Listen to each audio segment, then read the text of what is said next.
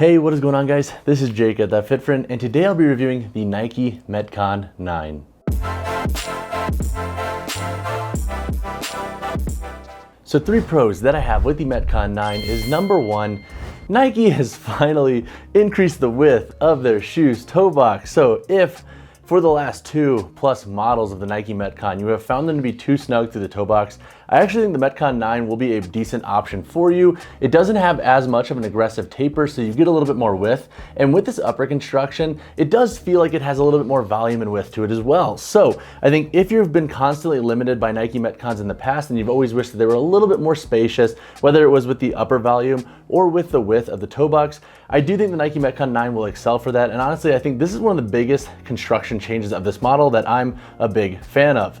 The second pro that I have with this model is that if you're wanting a cross-training shoe for CrossFit and also a lot of heavy lifting, I do think the Nike Metcon 9 will still be a really good option for that. So the Metcon 7 and 8, I categorize them as good cross-training shoes, but definitely with a lifting bias. The Nike Metcon 9 is no different. You still have that hyperlift plate here in the heel, so the heel is plenty stable and a little bit clunky, and I'll talk about that in a second. And then you also have this dual density midsole that is designed to give you a little bit more stability on the outskirts of the shoe, but then a little bit more responsive and plush on the inside. So I think the blend of that foam density does a good job of giving you a decent level of stability in the shoe. And I think for lifting purposes, this should be a good option to look into. So if, for example, you're doing some cross training, some CrossFit here and there, but you're mostly looking for a shoe for some lifting, that's where I think the Nike Metcon 9 will excel. My third pro with this model is I do like the reworked upper construction. Now, I am very hit or miss on some of the upper features. For example, the rope guard, I'll talk about that in my cons section, but this is a little bit gaudy and heavy, and I honestly feel like it's a little bit excessive. But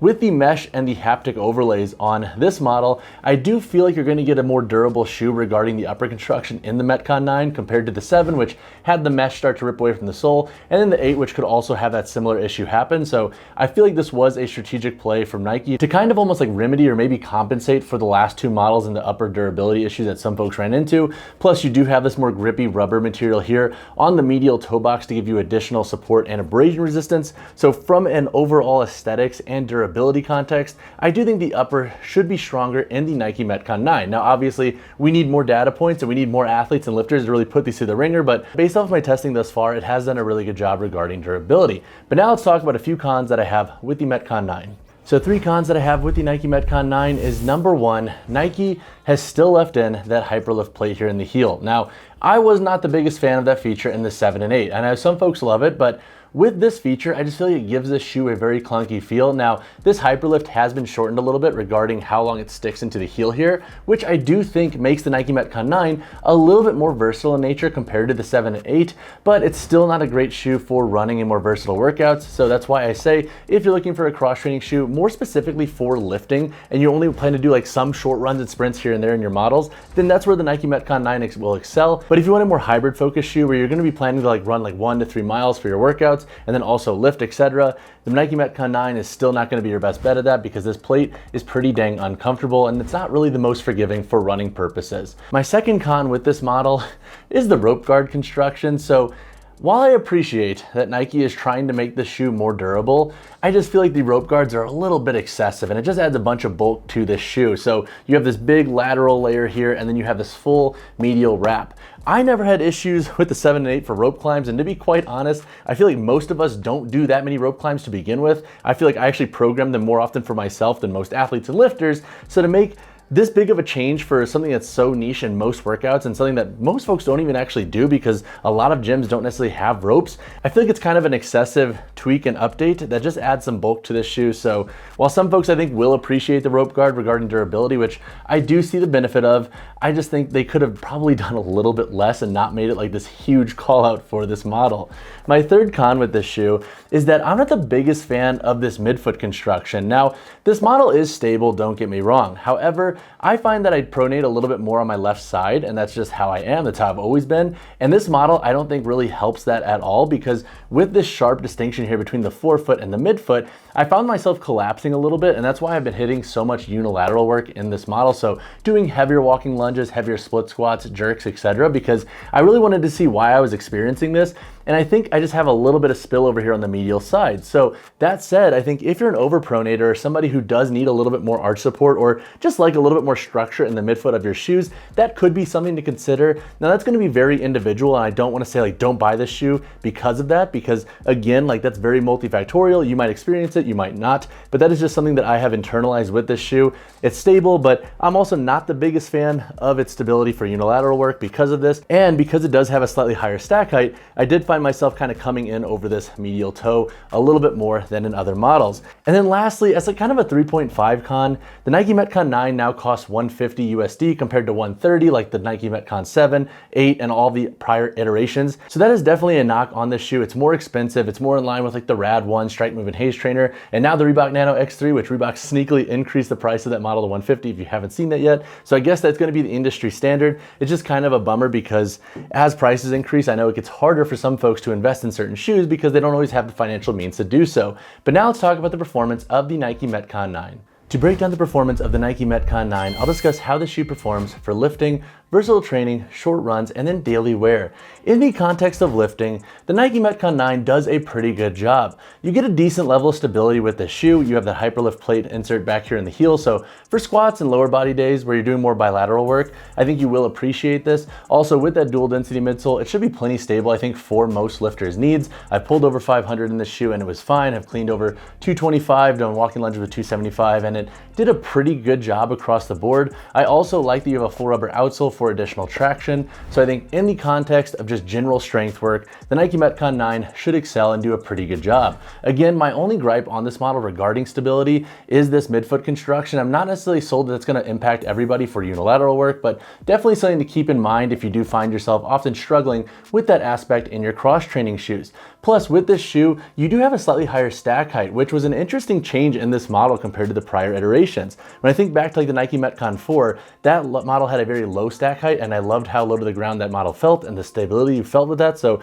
I think a lot of the stability that I've been feeling with the shoe is because of the increased width and how you just get a little bit more surface area with the feet. But I would not call this the most stable Metcon to date because with this material here, like it compresses pretty easily. And with this dual density foam midsole, while it is decently stable and dense, it's definitely not the most stable that I've tried in the Nike Metcon line. When it comes to versatile training and doing some CrossFit in this model, the shoe has done a pretty good job. Like I appreciate that this model feels more versatile than the 7 and 8. With this reworked heel construction, it isn't as clunky because it doesn't jut out as much. So it's not as harsh if you're making any form of like heel impact, whether that's from doing any form of like hybrid workout or like broad jump where you might be having the heel hit first. Also, with the dual density foam midsole, you do get a nice level of flexibility up here in the forefoot, and it has a nice level of bounce. So it does feel pretty responsive for plyos, jump rope, and movements where you're gonna be a little bit more dynamic with multi-directional work. And then with the upper construction, you get a good level of stability, especially when it comes to lateral work. And now again, with that midfoot construction being a little bit lax in my opinion,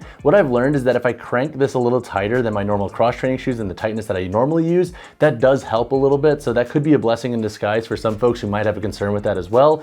But overall, for versatile training and for CrossFit, I think the Nike Metcon 9 does a little bit better than the 7 and 8 did regarding giving you more range and comfort for different training modalities.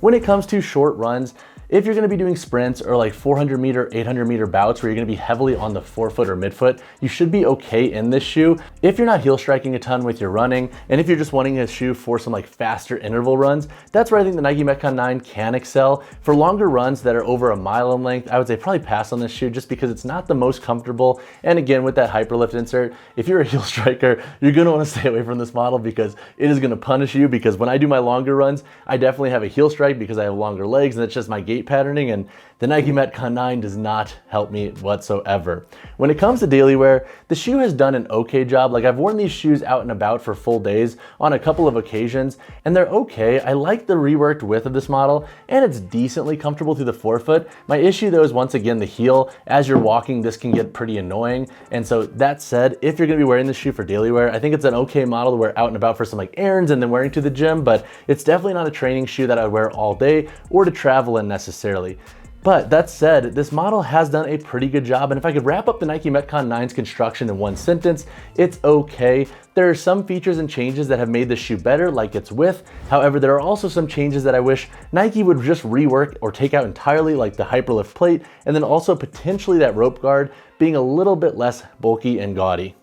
So when it comes to the price of the Nike Metcon 9, you can expect to pay $150 USD. So that is correct. This model has seen a price increase of $20 USD. It is looking like most premium cross-training shoes are now bumping up to $150. The Nano X3, Haze Trainer, Rad 1, they all come in at $150. Now, is this shoe worth it for that price? Let's talk about it in my next section. All right, so now let's answer the question, who should buy the Nike Metcon 9? So number one, I think if you have longed for the Nike Metcons to feel a little bit wider, then the 9 makes a lot of sense for your needs. This shoe will give you a wider toe box, and I think with the upper having a little bit more volume to it, I think most folks will find that this shoe has plenty of width for their needs, and this model should fit a wider range of foot anatomies. Number two, if you're wanting a shoe for some cross-training CrossFit, but also a lot of lifting, that's where I think the Nike Metcon 9 will excel. This model, like the 7 and 8, is plenty stable for most folks' needs. So I think if you are somebody who once again has that lifting bias with their training and their training shoe asks,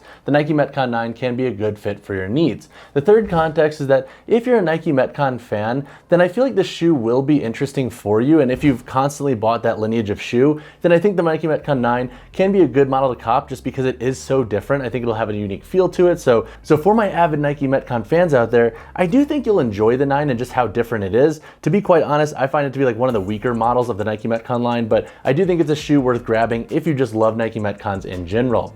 Now, who shouldn't buy this shoe? Number one, I think if you're somebody who wants a cross-training shoe for lifting and you're not necessarily worried about having more width with your shoes, I would say look into the 7 or 8. You'll be able to save a little bit of money. They'll deliver plenty of stability for your needs, and they'll deliver plenty of stability for your overall needs. And if you're not necessarily worried about width, once again, those models should fit your foot anatomy just fine. The second context is that if you want a training shoe or a cross-training shoe at that with a little bit more of a hybrid focus to it, so a model that you can do a little bit more running and versatile training in, then you might want to pass on the Nike Metcon 9 as well, because this heel is not the most comfortable, and it's one of my constant gripes with the Metcon line over the last few years. So when it comes to the sizing and fit of the Nike Metcon 9, I think most lifters and athletes should be safe going true to size in this model. The length fits true, and the width is slightly wider once again through this forefoot area. Now, I have a medium to slightly wider foot, and this model fits really true for me. I can also wear different sock thicknesses, and it fits really well. I've had some asks about if I have narrow feet, should I size down a half size? I don't think you necessarily should. However, if you are really concerned, try them on in store if you can. So go to Dick's Sporting Goods or somewhere by you that does have this model in stock, because that way you don't have to do the whole return process. But again, I think for most folks, true to size will be a safe call. So when it comes to the weight, heel toe drop, and insole in the Nike Metcon 9, for my size 10 model here, we have a weight of 13.55 ounces. The heel to toe drop on the shoe has not been provided to me the 3 times I have reached out to Nike's customer support. However, this model feels like its drop is similar to the 7, 8, and the prior models. So if I had to guess, this model likely has a 4mm drop. If that is different, I will update that in the comments below. And then when it comes to the insole in this shoe, this model does feature a thin foam removable insole. All right, so now let's go over the construction of the Nike Metcon 9. Up here on the toe, we have an extended outsole layer that wraps up, and then you have that dual density midsole throughout the entirety of the shoe. This is once again a material that's designed to be a little bit more stable on the outside of the shoe, and then a little bit more plush and cushioned on the internal part of the shoe. Looking at the midfoot construction here, we have a pretty big rubber rope guard here on the lateral midfoot, and then we also have a full wrap here on the medial side. I'm hoping for the Nike Metcon 10 we have a full rubber shoe that is just a rope guard, because we're all out here rope climbing that much. Looking at the upper of this model, we have a mesh upper with some haptic overlays. The materials over here on the medial toe box, there's this rubbery material, so you get a little bit more bite and abrasion resistance with this. And the material itself is hit or miss regarding breathability, in my opinion. This is not the most breathable Metcon to date, but it's also not crazy hot like a Noble shoe. Looking at the midfoot construction, you have 5 core eyelets that go up. You still have that lace lock feature here serving as the main tongue loop, and the tongue itself is gusseted in this model. You have a lower profile boot back here with some Nike branding here on the lateral side of the shoe, and then over here on the medial heel. Looking at the heel itself, we have that Hyperlift plate insert in here as well. This does not, once again, stick as far into the shoe like the 7 and 8 did. It's a little bit shorter back here in the heel. And then looking at the outsole in this model, you have a herringbone tread patterning back here on the heel and up here in the forefoot. This heel construction and design kind of reminds me of the Nike Free Metcon 5. And then looking at the midfoot here, you also have this big cut here with this exposed foam. I'm not the biggest fan of that for outdoor work and for daily wear, and that's kind of why I mentioned like try not to wear this shoe all the time for daily wear if you can, if you want them to go the distance. And then this material here kind of compresses a little bit, and that's why I think that I have an issue with this model regarding unilateral lateral work and its medial stability. But again, that's going to be something that I think is going to be very individual, and I don't want to say it's going to be a thing that's going to impact everybody's performance in this shoe. Once again, we do have a removable insole in this model, and all that said, that is a mouthful. If you have additional questions on the construction of the Nike Metcon 9, drop a comment down below. Alright guys, there's my review of the Nike Metcon 9. Overall, it's not a bad shoe. There are just changes and tweaks to it that kind of have me scratching my head. And when you consider that it has an increased price point, it's not the strongest model, in my opinion, in the Nike Metcon cross-training shoe line. If you have additional questions on this model, drop a comment down below or reach out to me personally, whichever you prefer. And as always, y'all, drop a like on the video, subscribe to the channel. I'll see you in the next one.